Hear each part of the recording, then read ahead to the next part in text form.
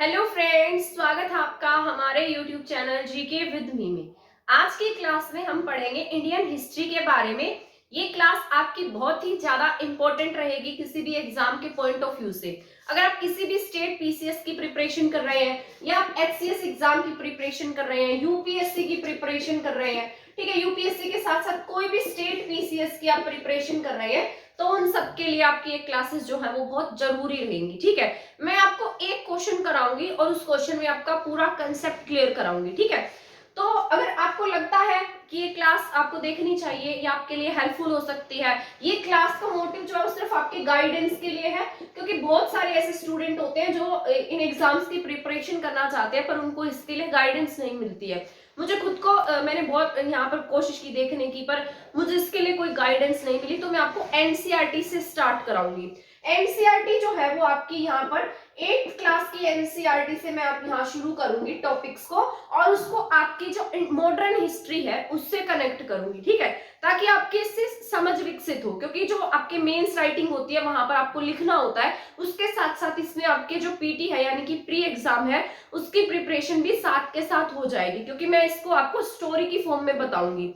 यहाँ पर मैंने लिखा है 8th क्लास की एनसीईआरटी। अगर आप चाहें तो आप उसको पहले पढ़ भी सकते हैं, क्योंकि मैं इसमें डेली आपसे एक क्वेश्चन पूछूंगी और उसका जवाब आपको कमेंट सेक्शन में देना होगा।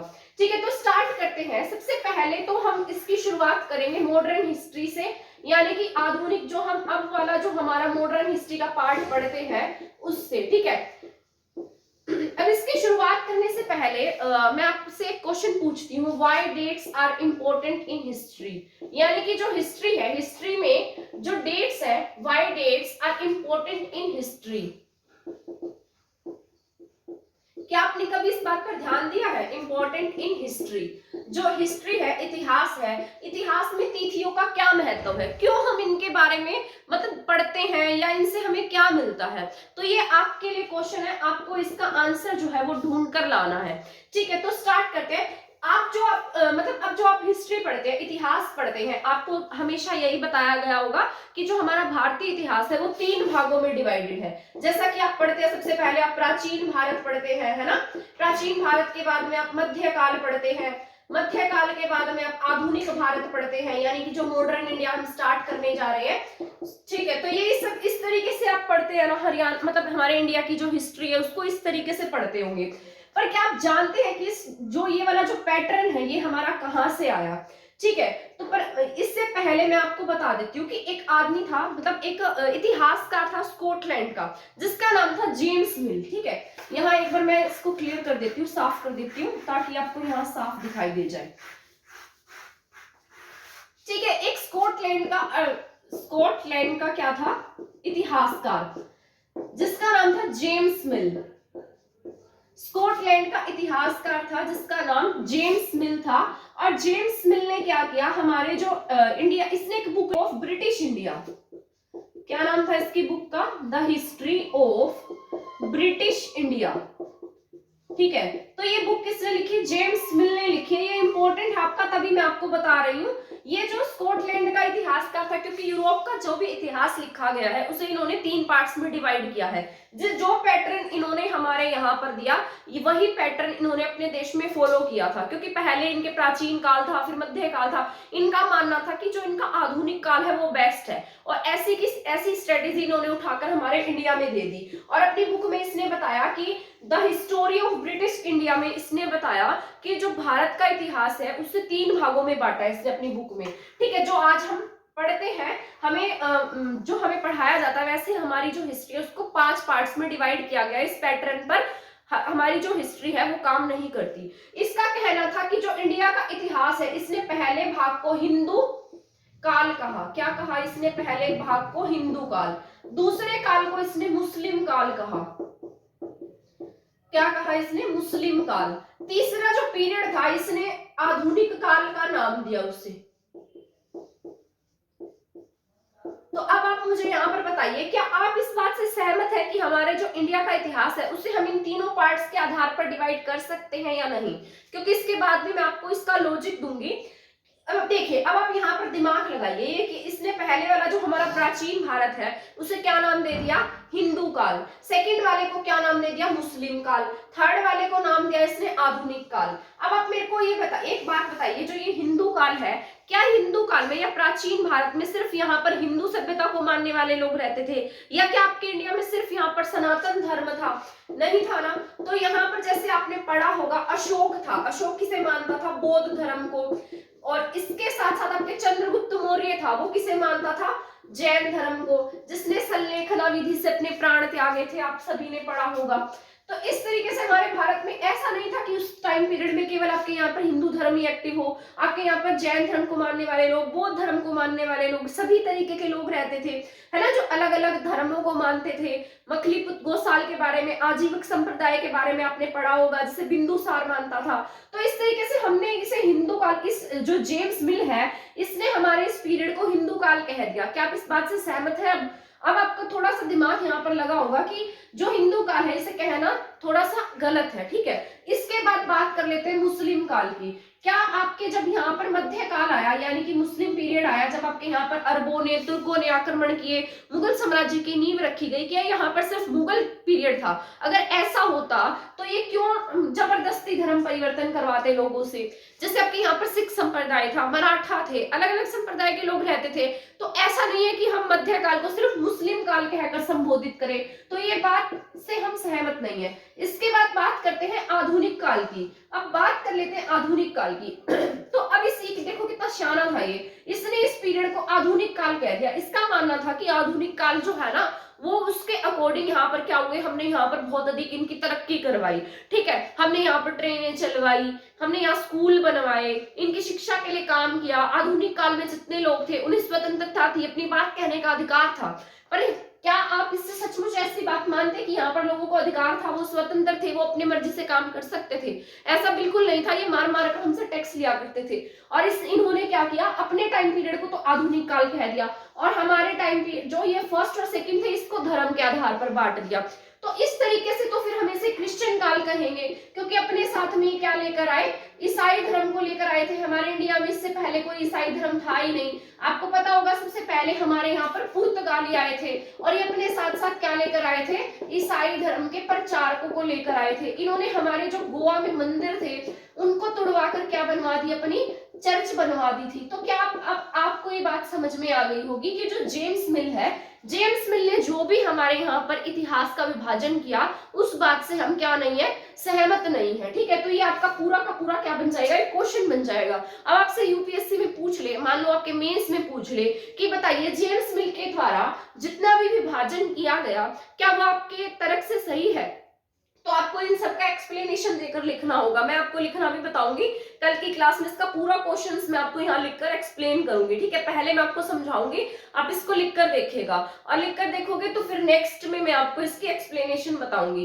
ये आपके एग्जाम्स के पॉइंट ऑफ व्यू से जरूरी है, इससे आपकी समझ भी बनेगी। और इसके साथ साथ इसके बाद मैं यहाँ पर शुरू करूंगी आपके 18वीं शताब्दी का जो इतिहास है, यानी कि 18वीं शताब्दी के आसपास जो आपका उत्तरार्ध है और इसके बाद पूर्वार्ध है। इसके बाद की स्टोरी भी मैं बता देती हूँ। तो जेम्स मिल की बात से क्या नहीं हुए, हम सहमत नहीं हुए। तो हमारे जो भारतीय इतिहासकार थे उन्होंने क्या किया, इसका नाम बदल दिया।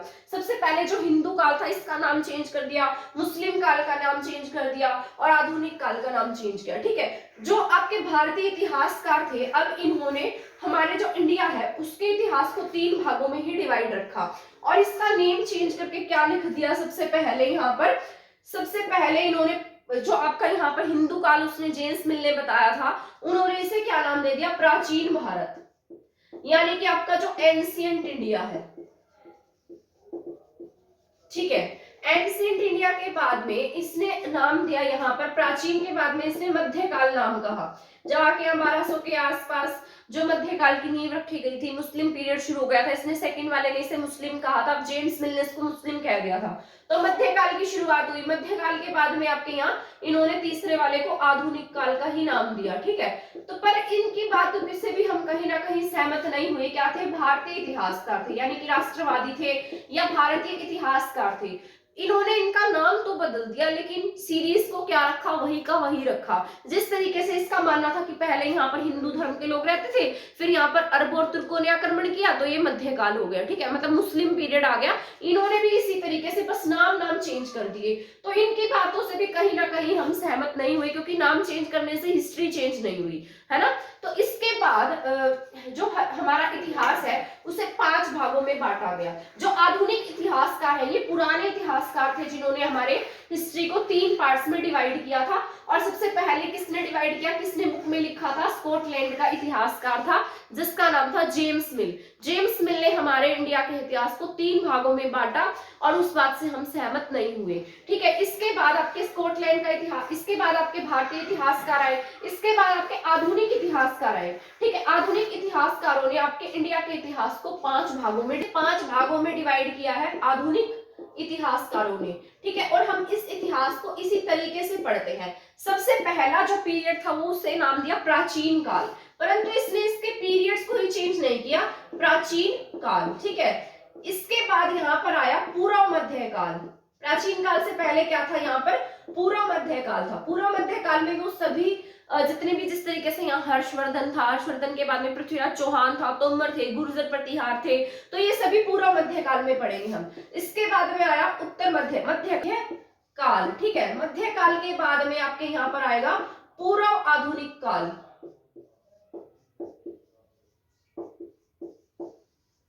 जिसे हम पढ़ेंगे, ठीक है। पूर्व आधुनिक काल में हम पढ़ेंगे जो हमारे 18वीं शताब्दी का उत्तरार्ध, पूर्वार्ध और उत्तरार्ध है, ठीक है। इसके बाद यहाँ पर आया आधुनिक काल कह लीजिए या फिर स्वतंत्र। तो आधुनिक काल जो है इसको हमने पढ़ना है। इस क्लास में हम क्या पढ़ेंगे, आधुनिक काल के बारे में। अब आधुनिक काल को हम निम्नलिखित तरीके से पढ़ सकते हैं। जैसे आपका आधुनिक काल है, इसे हम किस तरीके से पढ़ सकते हैं, इसको पढ़ने का एक तरीका है, इसमें पढ़ेंगे 18वीं सदी का इतिहास और 18वीं सदी का इतिहास। 18वीं सदी के इतिहास के बाद हम पढ़ेंगे यहाँ पर विश्ववाद, इसके बाद पढ़ेंगे राष्ट्रवाद और इसके बाद हम पढ़ेंगे स्वतंत्रता के बाद का भारत, ठीक है। तो यहाँ पर मैंने कुछ पार्ट्स लिख दिए हैं। जैसे आपका आधुनिक काल है, आधुनिक इतिहास है, इसको हमने 5 भागों में बांटा है। सबसे पहले हम प्राचीन काल के बारे में पढ़ते हैं, फिर पूर्व मध्यकाल, पूर्व आधुनिक काल और आधुनिक काल। आधुनिक काल को हम इस तरीके से कुछ पार्ट्स में डिवाइड करके पढ़ सकते हैं, जिसमें सबसे पहले 18वीं सदी का इतिहास हम पढ़ेंगे, जो मैं आपको पढ़ाऊंगी। इसके बाद उपनिवेशवाद आएगा इंडिया में। उपनिवेशवाद के बाद में आपके यहाँ राष्ट्रवाद आएगा, जब सभी कांग्रेस की स्थापना होगी आपके इंडिया में और सभी क्या करेंगे, इकट्ठे मिलकर, गांधी जी के साथ मिलकर गांधी युग आएगा, ठीक है। इन सब में आप क्या पढ़ेंगे, राष्ट्रवाद को पढ़ेंगे। इसके बाद स्वतंत्रता के बाद का भारत आपका कैसा था, यानी कि आजादी के बाद का भारत, ठीक है। तो इन सभी पार्ट्स में हम डिवाइड करके क्या पढ़ेंगे, हमारे इंडिया का इतिहास पढ़ेंगे। इसके बाद में आपको यहाँ से कल की क्लास में 18वीं सदी का इतिहास पढ़ाऊंगी। आते ही आपसे जेम्स मिल के बारे में पूछूंगी कि उसका क्वेश्चन आपने लिखा या नहीं लिखा, और यहाँ पर कंप्लीट मैं आपको एक्सप्लेन करके पढ़ाऊंगी, ठीक है। मैंने स्टोरी के फॉर्म में तो आपको पढ़ा दिया है कि जेम्स मिल ने क्या कहा था, और आपसे एक क्वेश्चन पूछा है why dates are important in history. History में जो तिथियां हैं उनका क्या महत्व है, ठीक है। तो वो क्वेश्चन आपको बताना होगा। पहले जेम्स मिल के बारे में कराऊंगी, जेम्स मिल के बाद हम यहाँ पर शुरू करेंगे हमारे 18वीं सदी का इतिहास। 18वीं सदी के इतिहास में हम इसे 2 भागों में कर पढ़ेंगे, एक 18वीं सदी का पूर्वार्ध और एक 18वीं शताब्दी का उत्तरार्ध। पूर्वार्ध का मतलब है 18वीं सदी है मान लो, ठीक है। तो ये 1700 से लेकर 1800 तक के बीच की बात कर रहा है। तो पूर्वार्ध में हम 1700 से 1750 के बीच इंडिया में क्या हुआ उसके बारे में पढ़ेंगे। उत्तरार्ध में हम 1750 से 1800 के बीच में पढ़ेंगे, ठीक है। तो ये सभी पॉइंट्स हम पढ़ लेंगे और आज की क्लास में इतना ही। आपको लगता है ये क्लास आपके लिए हेल्पफुल है, किसी और के लिए हेल्पफुल है, तो आप उसको शेयर कर दीजिएगा। बहुत इंपॉर्टेंट क्लास है। अगर आप किसी और एग्जाम्स की प्रिपरेशन कर रहे हैं उसके पॉइंट ऑफ व्यू से भी जरूरी है, क्योंकि यहाँ से आपके कंसेप्ट क्लियर होंगे, ठीक है। थैंक यू, धन्यवाद।